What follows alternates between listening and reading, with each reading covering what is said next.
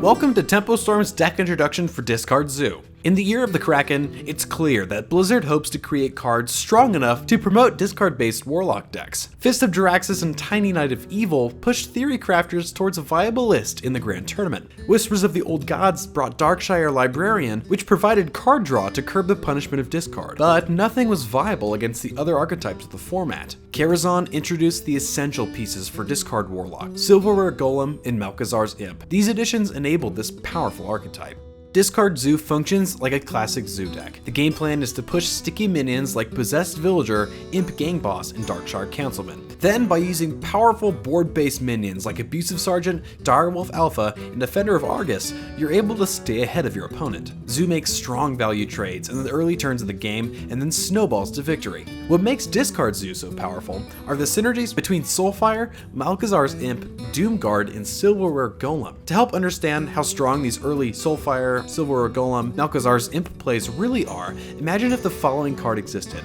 A 1-mana 3/3 with a battlecry of deal 4 damage and draw a card. This card would be broken at 5 mana, and Discard Zoo can pull this off on turn 1. While early turns with Soulfire and Darkshire Librarian are incredibly strong, you'll often take control of the board using the classic Zoo mechanics. Strong 1-drops like Flame Imp, Voidwalker, and Possessed Villager, followed by buffs and trades using cards like Abusive Sergeant and Direwolf Alpha. After you've stabilized the board, you maintain it by making strong trades and developing 3-drops like Imp Gang Boss and Darkshire Councilman. Where Discard Lock shines is its ability to close out games quickly, and the ability to come back if it falls behind after turn 4. The consistency of 2 Soulfire and 2 Doomguard means that you usually have a significant amount of burst going into the mid-game. If you can combo Doomguard with Malchezaar's Imp, card disadvantage becomes an advantage.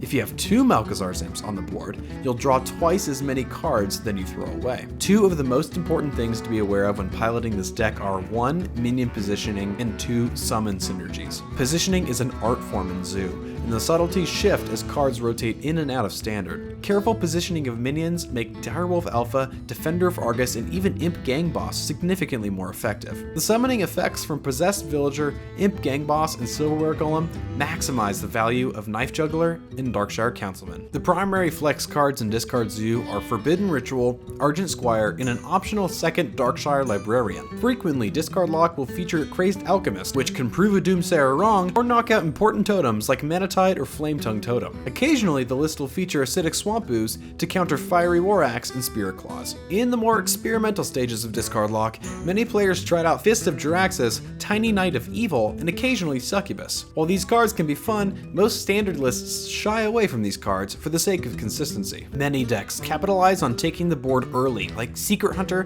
Midrange Shaman, Tempo Mage, and Dragon Warrior. In these matchups, a strong 1-drop like Flame Imp or Possessed Villager and Soulfire or a buff for your 1-drop is essential. If your mulligan is already strong, keeping a Dark Peddler can give you extra flexibility.